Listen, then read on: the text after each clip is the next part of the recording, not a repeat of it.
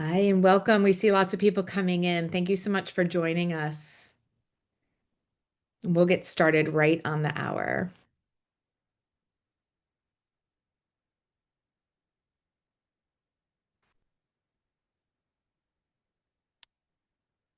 As always, we appreciate you spending your time with us and engaging with these important resources.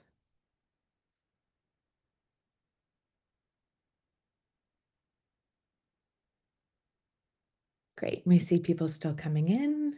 Welcome, welcome.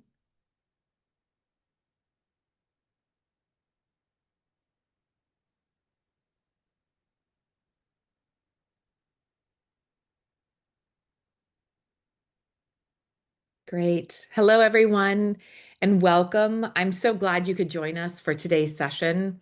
This is part two of a four-part series on clinical accommodations. And today we're talking about advancing equity through standardized clinical accommodations. And we are releasing the much anticipated new clinical accommodations guide. And I'm so excited. If you don't know me, my name is Lisa Meeks. I'm the founder and co-director of the Docs with Disabilities initiative. And I'll be serving today as your moderator.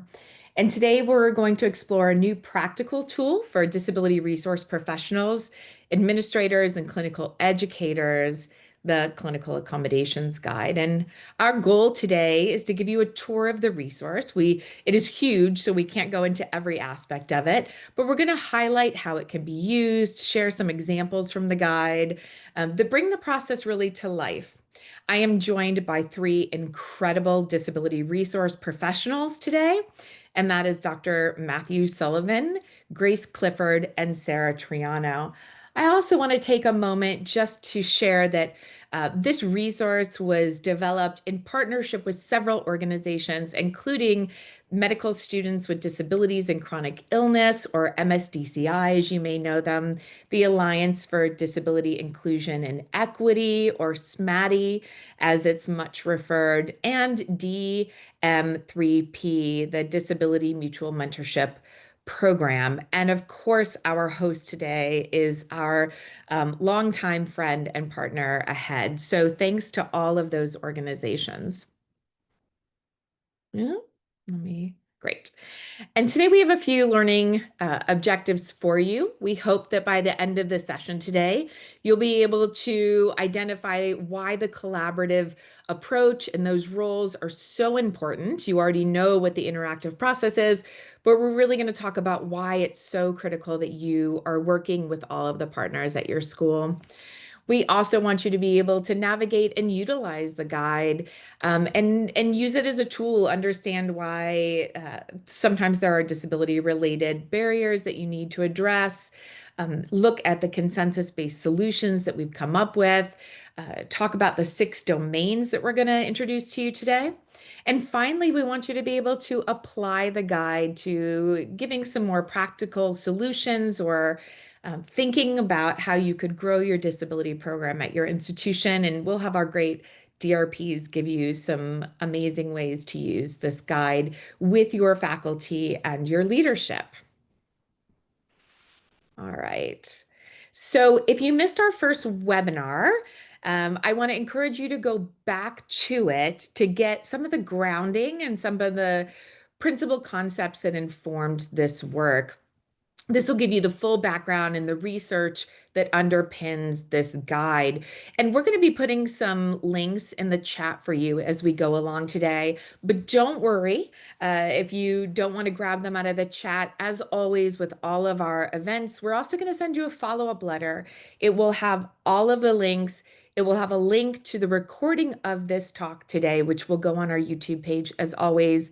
And it will also have the link to register for the third part in the series. But the basis for this guide is a paper, Standardized Language for Clinical Accommodations and U.S. Undergraduate Medical Training. Whew, a mouthful. Results from a national modified consensus study. And that is in the new Academic Medicine Supplement on Disability Inclusion and Undergraduate Medical Education. If you haven't had a chance yet to read either this paper or take a look at the supplement, we invite you to do so. And there are QR codes there. But again, we will have links to all of these items for you in our follow-up letter. And I just want to give you a sense of what the guide is, and then our DRPs will also help you understand what it isn't, but also how to use it. This diagram that's on the PowerPoint now really depicts the guide placed at the center of a multi-pronged figure. And what it does is it depicts the contents that are inside the guide. It includes framing on the interactive process, the legal foundations, clinical accommodations, professionalism. This is the first time we're talking about professionalism, how you reject an accommodation and what you need to think about as you do that. And again, this is the first time content from our group, at least. And then the implementation process, and also those oh so important disability resource clinical accommodation letters that help you communicate what's approved. And these are discussed in brief in this guide in an effort to give you more of a grounding to all of the content. At the end of the talk, we're going to provide you with some additional resources you can use to find more information on clinical accommodations and then some future resources as well. So we're really excited about that. So now I want to give you a really quick distinction and an important clarification about the guide. The guide and the contents in the guide are vetted. They're evidence informed. They came from a multitude of medical schools across the country, different types of schools, public, private, large and small, and different regions. But it isn't a rule book. It isn't a policy, and it isn't a one size fits all solution. Just like the decisions that were made that helped inform this guide, it is your responsibility to engage in the interactive process with each and every individual student with regard to your institution and the things that make your medical school unique.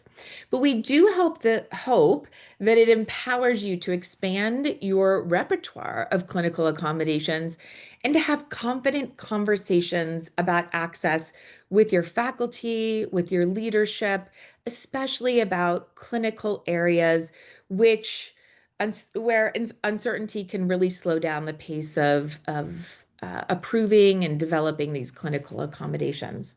So it is my pleasure to hand this over to Dr. Sullivan, who's going to tell you more about the interactive process and give you more of a deep dive into the guide. Thanks so much, Matt. Thank you, Lisa. Hello, everyone. My name is Matt Sullivan, and I'm an Assistant Director of Disability Resources at Washington University in St. Louis, and I work specifically with our School of Medicine programs.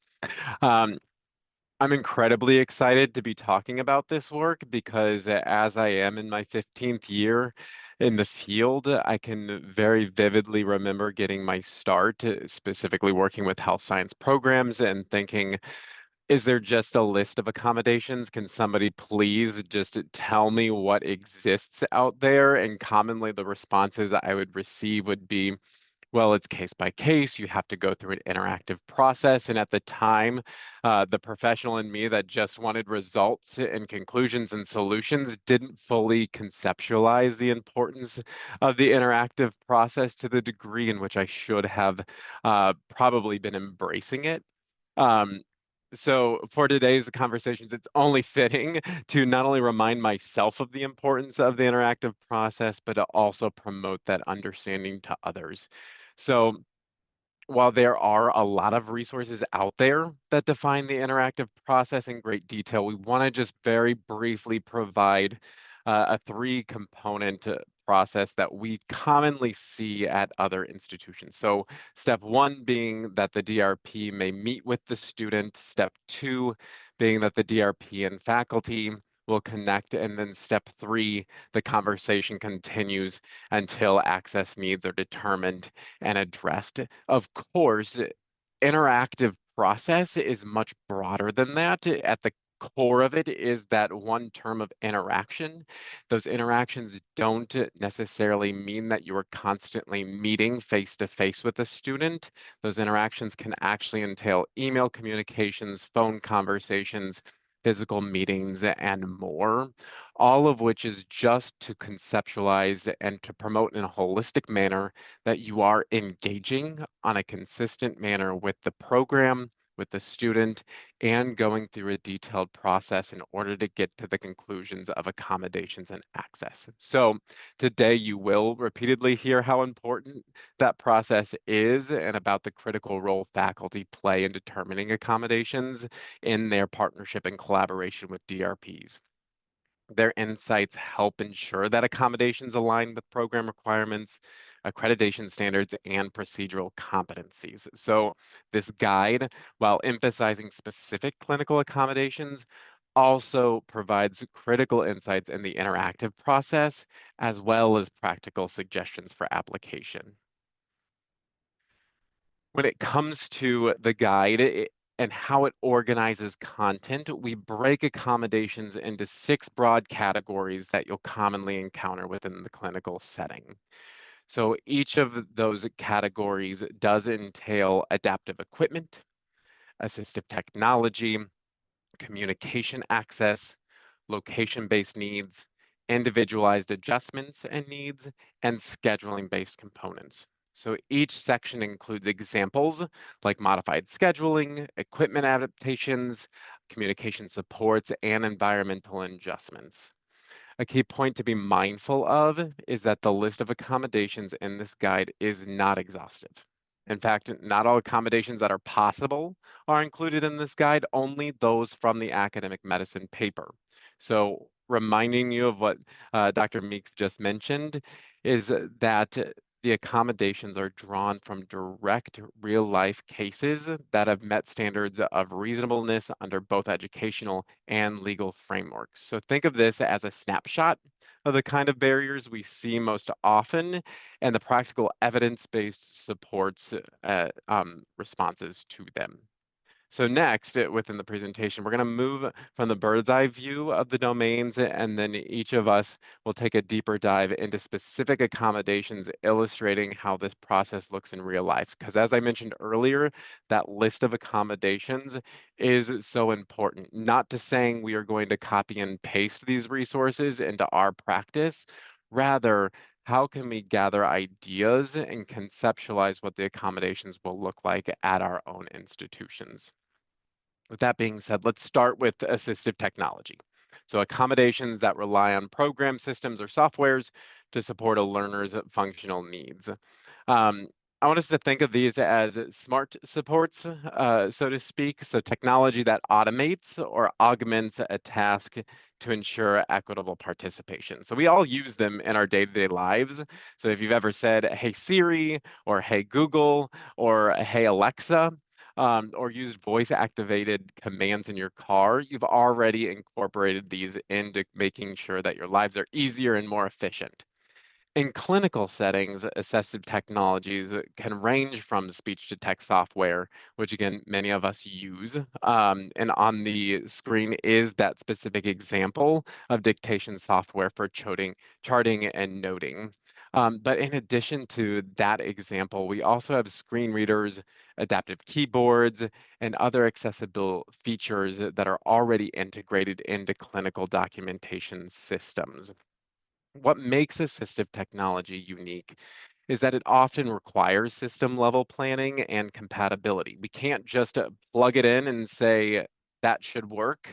And we also can't just say, well, have you tried turning it off and then turning it back on? We need an in-depth understanding of these equipments when we are applying them as accommodations and implementing them. They need to be tested within the environment where it will be used by the learner, whether that be a simulation lab, a clinical site, or even within the EHR or electronic health record system. Often, in addition to working with the student, we have to promote training and understanding at the clinical site itself.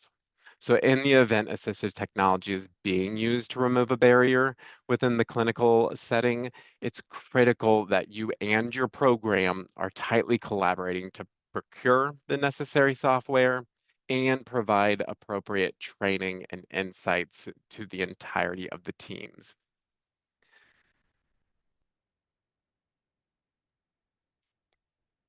Another section of the guide outlines individualized adjustments and needs. These accommodations uh, often rely on modifying standard practices, and they're ones that can't be automated. So we can't just say, okay, we've provided it to the student and now off they go, everything should go smoothly. Rather, they may involve advanced preparation, timely communication, or increased awareness by faculty and clinical teams. Um, in other words, they rely on human systems, not software systems, and success depends on strong communication, planning, and follow through. So while assistive technologies supports how a learner interacts with the environment, individualized adjustments modify the environment itself. So one of those examples is additional time to complete patient notes. Within the description of this accommodation that you'll notice from the guide and the article is that it states student requires additional time outside of clinical hours to complete patient notes. And in brackets, you will then see the work that must be done by the DRP and the university to then creating those parameters of what makes this accommodation reasonable and appropriate in your own settings. These components are critical in creating inclusive, equitable learning experiences. So you must make sure that you're paying very close details to how this is then going to be actualized. Because if you just kind of promote that need of additional time, that creates confusion. That's just perpetuating some of these barriers we know students face. Because ultimately, when we just say you get additional time to create patient notes, I know a clinical educator is automatically going to go to the thought process of, are you telling my student that they can just take an extra week because we have to provide continuity of care? Meaning at the end of rounds on day one, after we've admitted new patients, that next morning is when the notes need to be in the system. Are you saying that they don't have to be in the system that next morning? And that's absolutely not what we're trying to say. What we're trying to say is that there may be standard practices learners are following within those environments, stipulating they have to have their notes done while on site in that clinical environment, when ultimately an accommodation can be implemented to allow the learner to have access to a VPN so that they can complete those notes potentially later on in the evening or outside that strict clinical hour segment, knowing that it will still be uploaded and available in the EHR by the next morning of rounds. Continuing these deeper dives, just want to highlight that accommodations related to time in clinical settings, particularly for students with non-apparent disabilities such as ADHD, learning disabilities, and some psychological conditions are often misunderstood, which is why this promotion of understanding is so key. The guide emphasizes that the need for additional time is about providing equitable opportunities for learners to demonstrate competence, not for advantage, as we know accommodations are not aligned with. In clinical environments, though, where tasks are often complex and multi-layered, additional time supports uh, accurate information processing. It supports reflection and documenting in accurate manner. So those are key components of safe and effective patient care. This language, such as structured time extensions or the use of quiet rooms for documentation, is provided to promote consistency, reduce stigma, and to directly communicate necessary parameters for equal access. So to illustrate how these accommodations can be combined and operationalized, we all want you to consider the following student. Everett is a third-year medical student approved for accommodations related to learning disabilities. As he prepares for his psychiatry clerkship, Everett reconnects with disability resources to discuss challenges related to patient review and charting. On his OSCEs, Everett has performed well during standard time patient encounters, so that time he spends with the patient themselves, but he has also required additional time for door note review and charting to ensure accuracy and completeness. In collaboration with disability resources, clinical faculty explore accommodations that balance educational integrity with flexibility and consider the following. So providing protected time for charting, adjusting expectations for same-day documentation to overnight documentation, or allowing ever access to VPN so he can complete his charting from home. The school is also working with Everett to integrate a text-to-speech application on his iPad, which has direct access to the HR. This way, he can use his preferred workaround to dictate notes efficiently, a skill he will also take with him into residency and practice. In this way, Everett's learning and patient care responsibilities are both supported. So you can see how you don't need to use just one category of accommodation, but should look across accommodation domains within the guide and be creative in thinking about how to support learners. Now, I'm going to take the opportunity to pass it over to Sarah, who will review two more domains from the guide. Thanks, Matt. So a third category within the guide is adaptive equipment. In general, adaptive equipment helps learners perform the duties of being a medical student without compromising educational rigor. They're closely linked to individualized adjustments or needs, but the key distinction lies in the specification of a particular equipment. Some items may be small and unobtrusive, such as noise-reducing earplugs, while others are larger and much more visible, like adaptive furniture or workstations. For many accommodations in this category, advance notice of the accommodation is just as important as the accommodation itself. One example is the use of a stool in the clinical setting. When the accommodation is approved, the clinical environment leadership should be notified whether the university or program provides the stool for the student to use during rounds and other activities that involve standing for extended periods. In these situations, it's important to specify that the accommodation reduces a barrier, but that the student is still engaging in discussions and patient care. Clear communication about the accommodation and its use should reduce preceptor inquiries and may clear up understandings related to professionalism. So here on the slide is an example of how the accommodation might read. It says, student will carry and utilize personal, portable, and then indicate the type of stool during rounds and clinical duties. The DRP and university will need to indicate whether this is a seated stool or a step stool. They will also need to indicate what environments the stool cannot be utilized in, such as the OR, secure units, or other clinical settings, and what alternatives should be provided within these settings. So being really specific about that information is crucial to a well-communicated accommodation. DRP should be deliberate in their word choices and consistently review accommodation language to ensure clarity.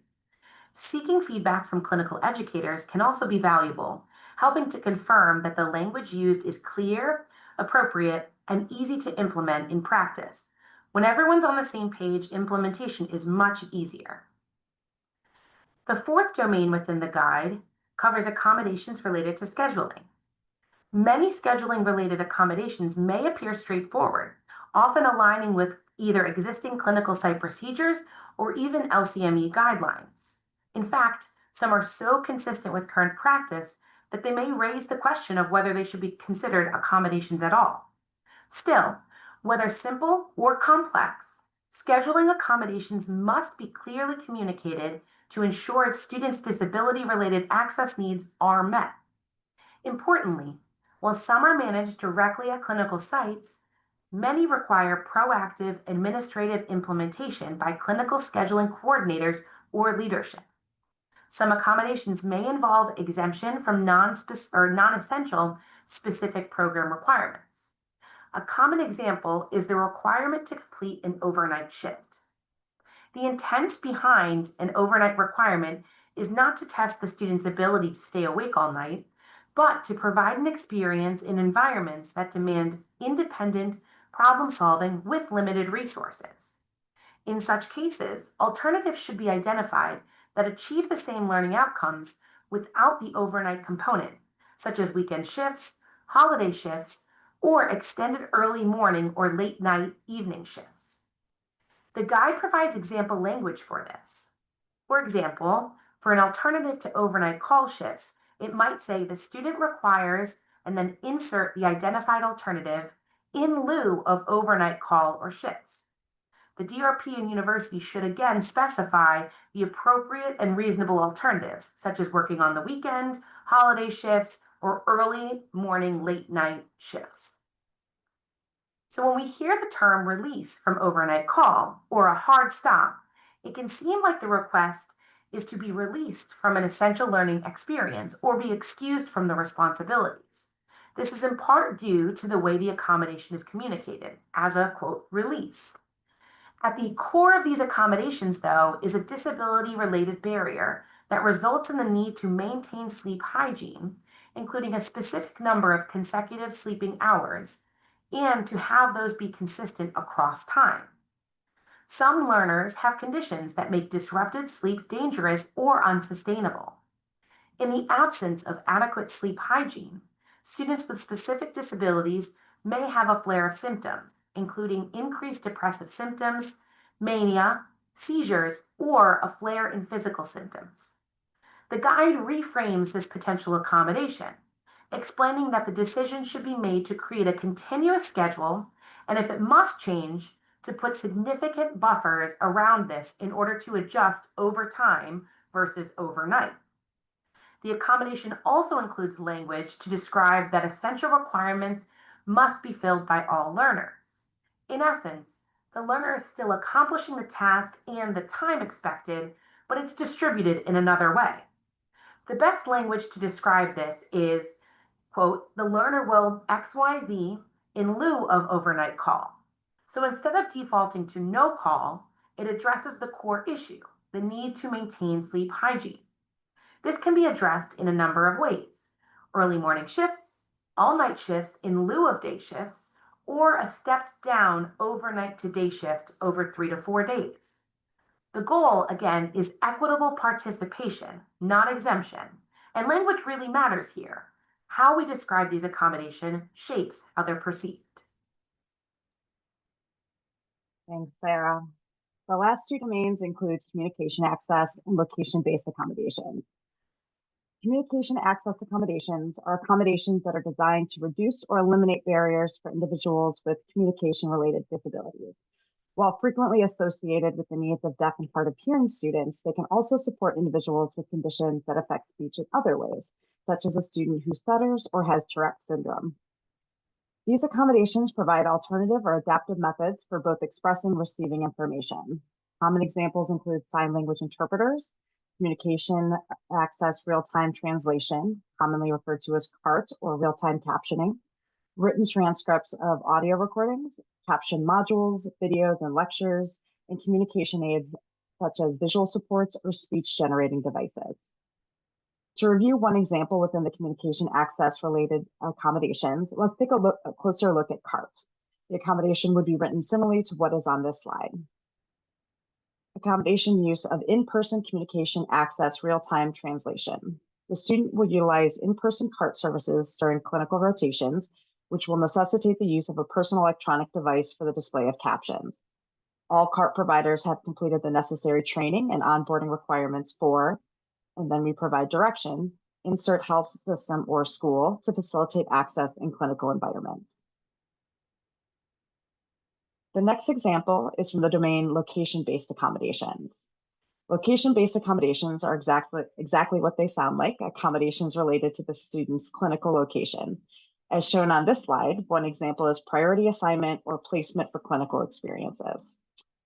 Students require a priority clinical assignment to be initiated in advance of the standard lottery placement process, followed by the instructions. The DRP or university should work in collaboration with the student and clinical leadership to communicate specific accommodation or access related needs in order to identify accessible clinical sites.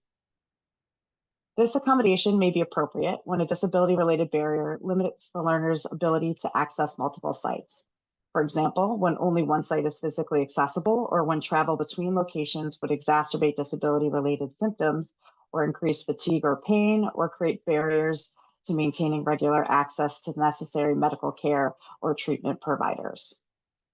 Location-based accommodations are often misunderstood. They are sometimes perceived as student preference or student wanting to be closer from a commute standpoint or about avoiding challenging sites, but the purpose is really rooted in disability-related access needs. In this guide, we actually review several of the misconceptions surrounding this type of accommodation. For example, misconception 4, students just want their first preference of clinical site. While the ultimate proposed accommodation might result in the selection of a specific site, this occurs due to the inaccessibility of other sites and the inability to meet the student's disability-related needs, even with the addition of other accommodations. To avoid misinterpretation, programs should carefully distinguish between what belongs in the formal clinical accommodation letter and what should be managed through an internal communication with clinical placement coordinators and clinical sites. At a minimum, formal accommodation letters should generally reference the type of support, for example, proximity to accessible transit or exclusion from inaccessible sites, without detailing every logistical element. Specifics such as which sites are excluded, what transit routes are feasible, or how priority placement should occur are best handled in confidential conversations among the DRP, program administration, and placement coordinators. This dual approach ensures clarity for site leaders while preventing students from having to justify their needs repeatedly. So let's take a deeper dive into this accommodation.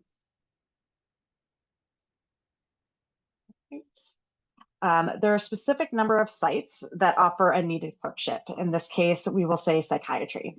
In our example, our medical school has 4 sites that offer psychiatry, and the student, due to a history of being recently hospitalized as an inpatient at one of the sites, asked for an accommodation. In this instance, some DRPs and medical programs might use a placement approach where the learner simply selects the placement that they feel meets their disability related needs. However, because 3 sites might fit the student's related needs as well, this is more of a preference rather than a disability related decision. So in this guide, we discuss a concept termed clinical site exclusion, where specific sites or locations must be excluded from the clinical placement lottery, as demonstrated on this slide. The following sites or location must be excluded from the clinical placement lottery, with the direction of university should list specific sites with supporting rationale documented through the interactive process. To embrace a precision model, placement decisions that are disability related should use a model of exclusion. In other words, you remove the site that is inaccessible, and then the remaining sites are left in a randomized lottery or other system that you use. This promotes both disability access while ensuring equity, and you're meeting a need and still keeping the core system in place. This accommodation may be in place for a myriad of physical, psychological, or other reasons. Perhaps a site is physically inaccessible, or as one example, a learner was previously an inpatient at the hospital, especially for psych inpatients, or perhaps a learner had a critical or traumatic event in an emergency department at a hospital and it triggers PTSD, or potentially an away location would inhibit their ability to regularly connect with essential medical providers. There are a number of reasons to consider an accommodation like this. All right, let's go back to priority assignments or placement for clinical experiences and work an example from site accommodations. Say a learner has a chronic health condition and receives infusion every 4 weeks. They have a very good routine, which helps them stay fairly asymptomatic. However, long periods of sitting leads to stress on their joints, pain and fatigue, and could prompt a flare. Their 8 to 10 hour shift is a max on their body, and at times they use a mobility device, but have the freedom to get up and stretch as needed. For this learner, sitting in a car for several hours as part of a commute will present an additional barrier to them and potentially put them at risk of painful flares. So for students at UCLA and Los Angeles, traffic is a genuine issue, as you can imagine. Even traveling 3 to 5 miles in LA could take an hour or more. So a 3-mile commute, which may be considered extremely reasonable in a place like Cleveland, Ohio, which would take 10 minutes tops, could be more like a 1 to 2 hour commute in Los Angeles. This then easily turns a 10-hour shift into a 13 or 14 hour day for a learner. To mitigate the barrier that the commute places on the learner and to increase precision in the process, we recommend writing an accommodation for a placement site that excludes anything outside of a 30-minute range with traffic in mind.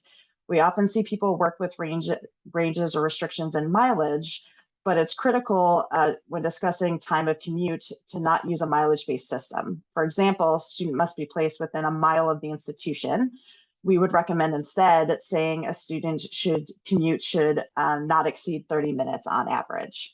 So for this learner, any placement within that 30-minute range would then go into the lottery and be selected at random. This maintains the equity and access in that system. The guide takes you through these nuances step by step, so programs can be proactive rather than reactive. Thank you so much, Grace. Those are two of the accommodations that I think people really struggle with. So I appreciate the breakdown. So now I'm going to ask the panel to come back on all together, and we're going to talk about how you might use this guide. So I will start with, I believe it's Matt. Is that correct? Yes. Um, so one of the first aspects that we really want to enforce and hope that this guide is used for is for currently implemented accommodations that you may have within clinical settings at your institutions and within your programs. And for those accommodations, we want to encourage everyone to conduct a comprehensive review, just to making sure that language is consistent and promotes clarity. And I know that it can in some ways seem like a bit of a tedious task, but going through the Delphi process and the study that we conducted associated with the paper helped me actually better understand the language and the implementation of accommodations that we have at my institution to saying maybe we can also make things a little more clear. So that first prompt and that we want individuals to consider is, are the accommodation statements direct, informative, and written in a manner that helps empower clinical educators?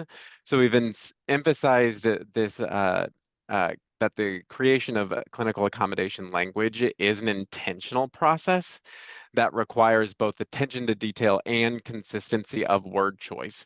That became very clear the more we received feedback from both the student panel and the expert panel within the study to saying, there are so many introductory phrases to these accommodations that I don't understand what to do.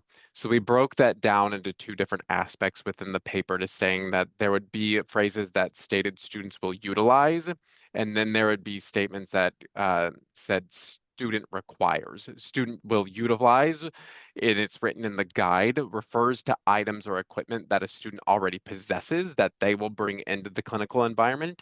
And that phrase student requires will refer to equipment and supports or resources that are necessary but outside the student's direct control. So therefore, it must be provided and available by the institution or at the clinical site. So using those phrases was actually an intentional effort to design some of that clarity and transparency across the board. Ultimately, our goal is not to create this ambiguous language that, oh, I'm the gatekeeper, I hold all of the understanding and knowledge surrounding this, because ultimately that doesn't serve or support the student or empower the clinical faculty in promoting equal access. Rather, we want to make sure this process and the language is as transparent as possible. That second prompt is, do the accommodation statements and descriptions consist of suggestive language that's indicated of optional needs?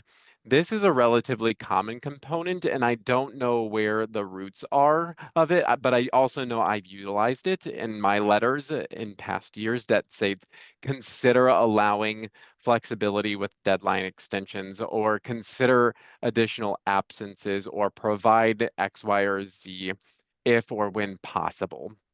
And ultimately, the role of the DRP and the interactive process is to determine what is reasonable.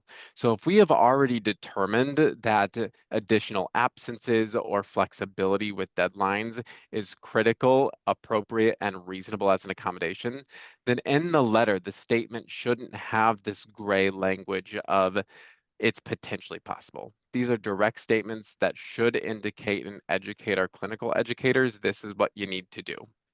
And then finally, that last prompt is, does the language emphasize the justification of the accommodation rather than the stipulations or parameters of the accommodation? This is another pitfall that I commonly see DRPs getting into, and trying to really emphasize, well, this is why the learner needs it, because they have to take breaks to access food and drink, or they really need these additional absences to take care of themselves when there's a disability flare.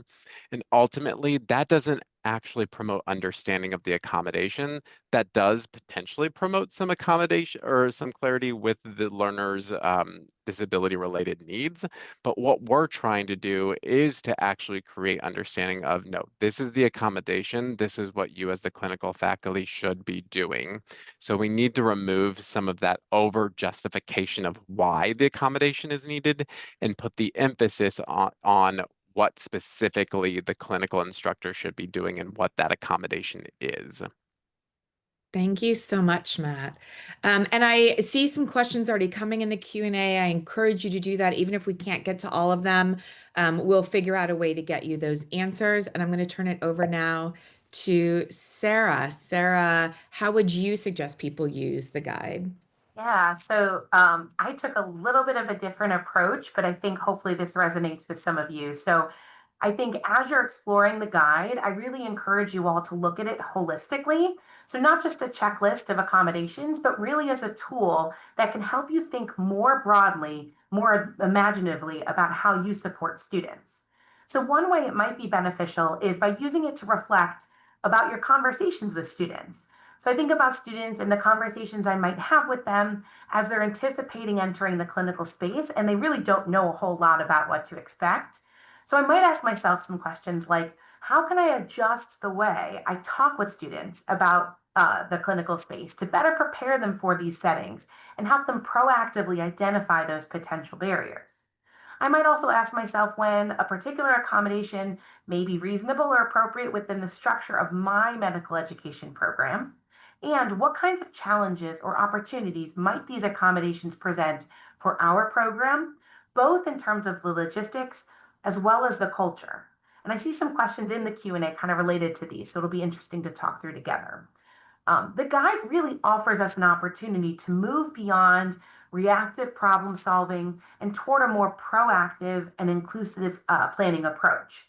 And really, it's not just about what we're already doing or what's in place, but thinking and imagining what could be in a different landscape. Thanks, Sarah. I really do see this as an opportunity for people to do kind of an analysis of their own office and their operations and also to promote professional development. So thank you so much.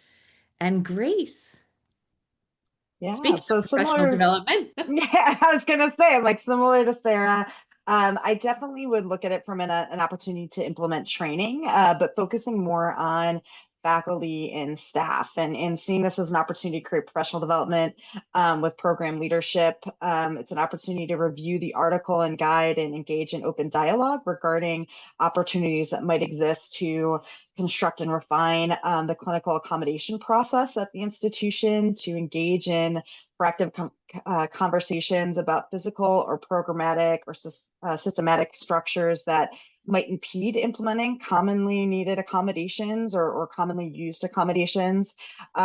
We could also use it to create a baseline understanding of common clinical accommodations and what other institutions are doing, and to identify areas for additional development or ways that even your program might be pioneering access. So maybe there's something you don't see in this guide, but you see an opportunity to refine something or to refine even just the guidance you give to the sites, so it's very clear what the needs are.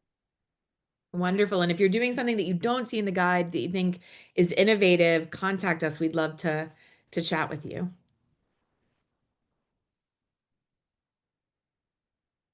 I'll To turn it that back over to point, right? To that point, so we want to hear from you all and the Docs with Disabilities initiative to create resources that help you, disability resource professionals, faculty, staff, students alike, increase equity within these spaces. And so we ask you in the chat to answer this question. What can the Docs with Disabilities initiative build to support you in related to clinical accommodations? So please start to populate those ideas in the chat. And we will listen to you, and hopefully this informs some new resources we may build. Additionally, as promised, there are other sources of clinical accommodations information. Many of these probably not new to you, but some hot off the press. So first, the Equal Access book is available for free download on the Docs with Disabilities site. There's additional information as well in the book Disability as Diversity, a guidebook for inclusion in medicine, nursing, and the health professions. And finally, we're excited to announce a new book, Advancing Disability Inclusion in Medical Education, Case Studies and Practice Insights, which will be published in 2026. We also invite you to check out the new Disability Supplement in Academic Medicine and, of course, the Clinical Accommodations Guide. Both of these resources can be accessed through the QR codes, and the guide can be downloaded from the Docs with Disabilities website. So please feel free to scan the codes to access both of these resources. Thank you, Sarah. In addition to those components, there is an upcoming webinar that we'd like to invite each of you to join us for, which will be in January, but then also our February webinar that is specific to students. So all are welcome to attend. In addition to those webinars, we will also be presenting the Clinical Accommodations Guide for Undergraduate Medical Education at AAMC's annual Learn, Serve, Lead conference in November. Great. Thank you all. This has been wonderful. We do want to really quickly acknowledge all of the authors of this guide, which are on the screen: Jamie Axelrod, Riley Betchkel, Jennifer Biggers, Jessica Campali, Pepper Sar, Zainub Dinani, Rosetta Henderson, Ifema, Duwu, sorry, Ifema, Kara James, Ellen Kaplan, Zakira Keel, Emily Langham, Christine Lowe, Aggie McGrain, Nora Newcomb, Suchi Rastogi, Jan Sarantino, and Sarah Triano. It takes a village, always, and we have a pretty amazing village. So thank you to all the learners and leaders who helped create this resource. And very quickly, we have an 8-question survey, as we always do. We love to give feedback to our speakers and get feedback for our program, including what you'd like to see in the future. So please, when you have an opportunity, a link is now in the chat, and we have this QR code as well. Please complete this really quick 8-question survey, including what your role is, and let us know how we're doing and how we can improve, because there's always room for improvement. And now we're moving to what questions you have for us. So I'm going to head on over to the Q&A. And we'll put you can follow us on social media if you like. And I'm going to start with some questions. I saw a really good question in there. And Sarah, I was wondering if you can answer that. And that is, how should DRPs respond to cases where the students try to quote the guide to us as rationale to approve accommodations that we have denied through the interactive process? And I'm so excited for the answer to that question, because we thought about that, right? As we were creating this guide. Absolutely. And I think hopefully it resonated today in various parts of the presentation that this guide is a source of inspiration. It is not a guide to say these are all the accommodations schools must implement to provide access to their students. The interactive process is so important. And so one, it's great when students engage with the guide. It shows that they're interested in advocating for themselves and really invested in their education and learning the process behind the scenes.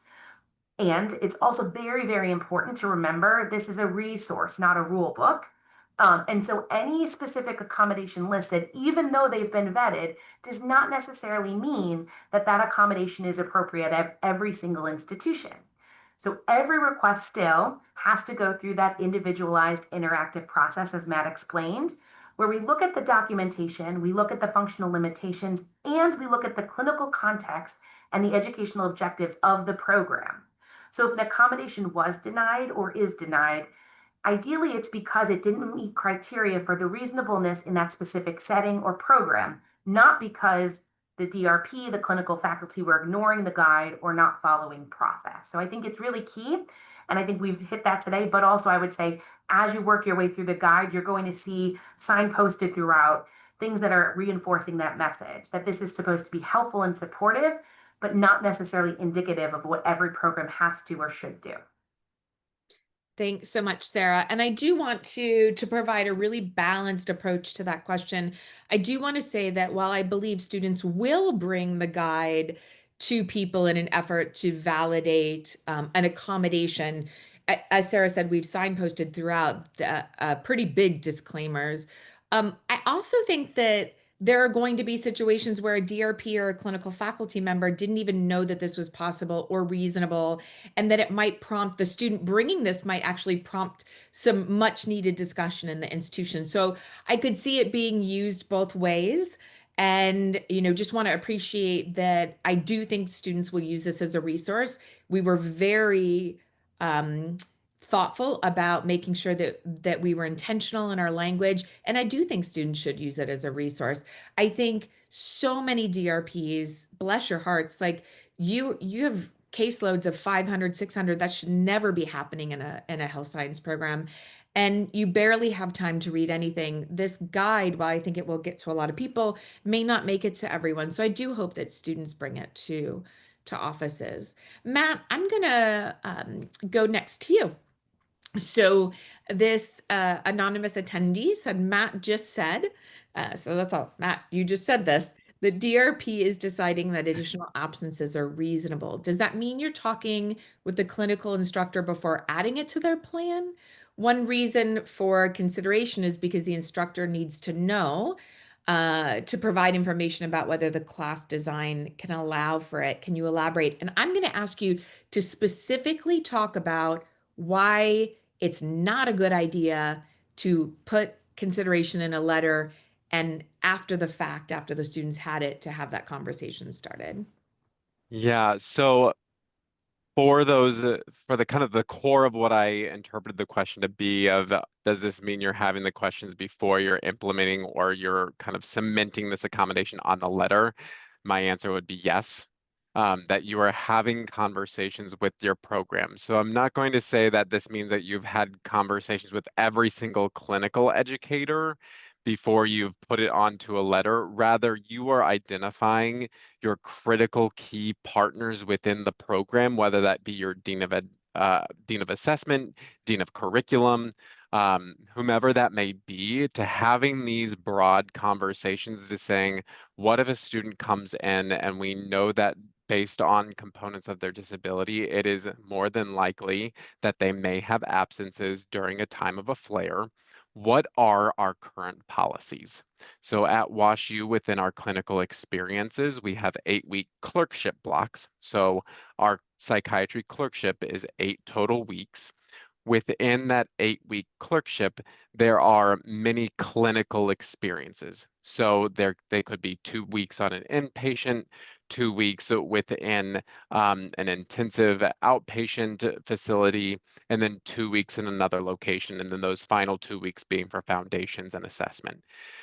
Our policy is that students cannot miss more than 25% of clinical engagement. So it's not 25% of the 8-week clerkship, rather it's 25% of the 2-week clinical experience. If they miss more than 25% of that engagement, they will need to start making up those hours regardless the reason.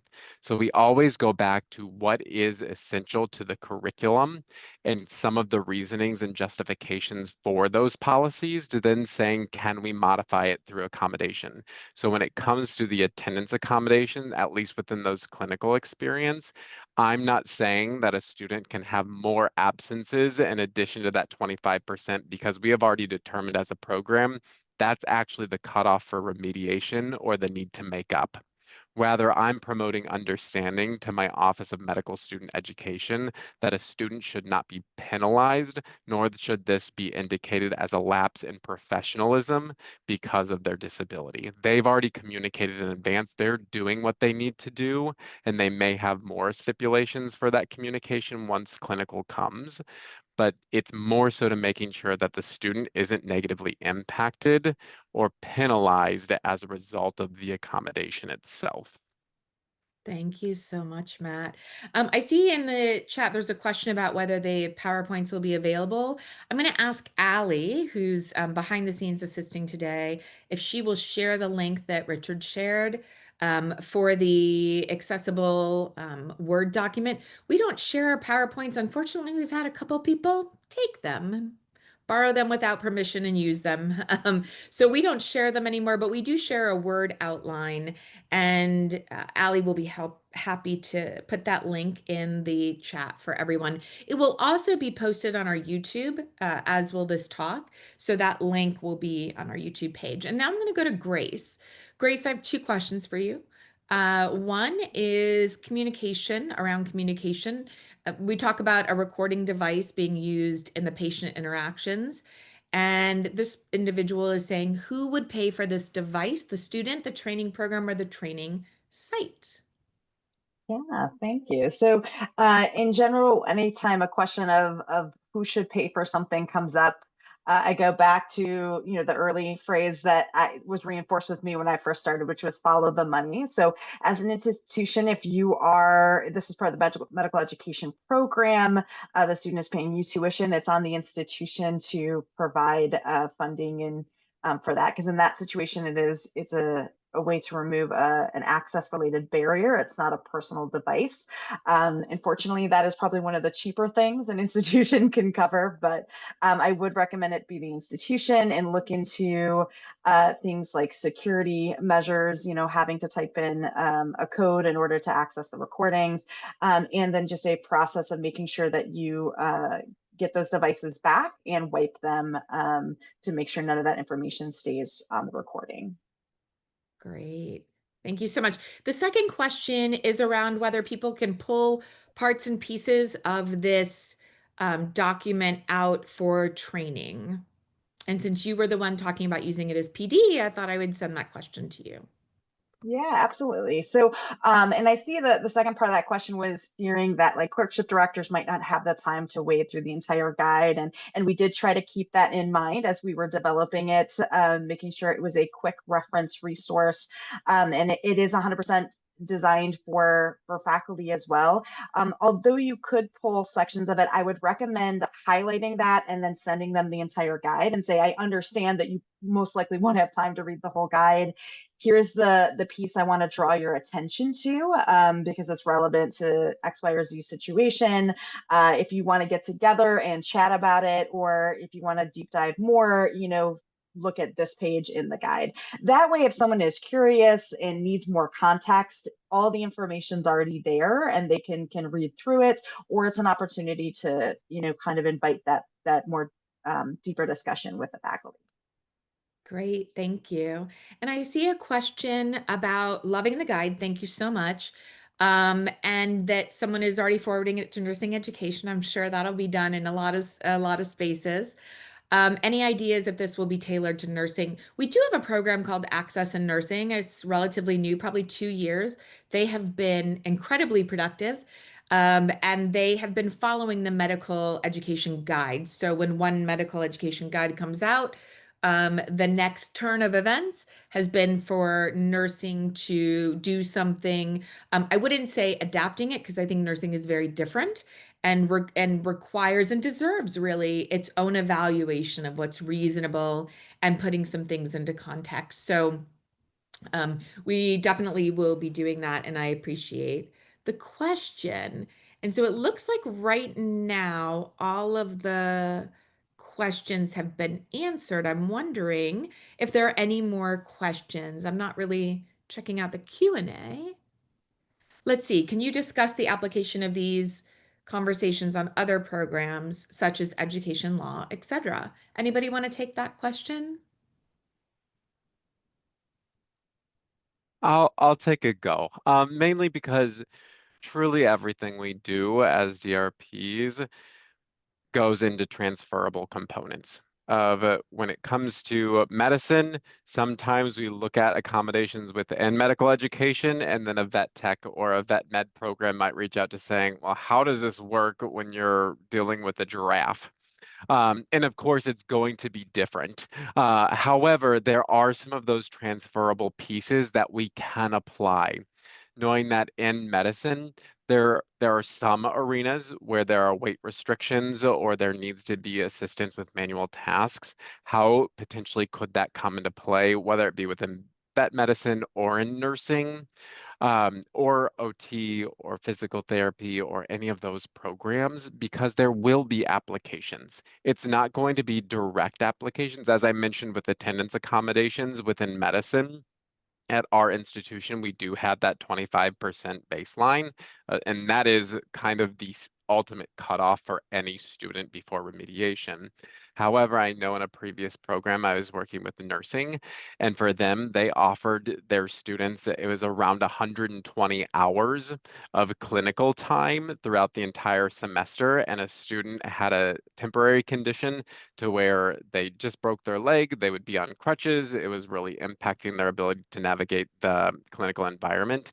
They went back to their ultimate foundational standards to saying, we actually only must have students participate into 100 hours. We offer 120, but this student has completed 107 at this point, and that then went into a line of, okay, should the student be required to continue just for that additional 13 hours, or have they actually met our standards? So it's ultimately always going back to your program, and that's where this list of accommodations, I believe it may have been Sarah, it is to provoke that inspiration. It's to understanding what is possible. For the most part, we've been able to go to the Exceptional Nurse as a resource and website. We've been able to go to the JAN network as a resource and website to saying, okay, like how is this even phrased in employment realm? And can I adopt some of the language so that it's applicable to this setting that I'm working with, mainly to promoting understanding and to get my point across? Because if I don't even know the words to say, I don't know how I'm going to succinctly and directly communicate that to my clinical educators. So yes, this is all about these transferable components, but really and truly, it is about not just copying and pasting. It is saying, what does this accommodation look like in relation to my specific program, whether that be nursing, physical therapy, occupational therapy, et cetera. Thanks so much, Matt. And we're at time, but I wanted to, first of all, this panel has been deathly ill. For all of you going around, please be sure to watch your P's and Q's because there is some nasty stuff going around, and they have all rallied today after being very ill to bring you this information. So I just want to say to them, I appreciate them so much, and to Allie behind the scenes helping us keep our everything in alignment, and to all of you for taking time out of your very busy Monday to spend time with us. Do know that as with any resource, we'll be finding the little things that we all missed in and putting it together. And I imagine in the next few months, we'll have some edits. If you happen to see anything, let us know. We're always grateful for people pointing those out, unless it's a comma. I feel like I'm never going to know where those go. But we are doing our best to get things to you in a timely manner. We appreciate you. We know how hard you work. And thank you for spending time with us today.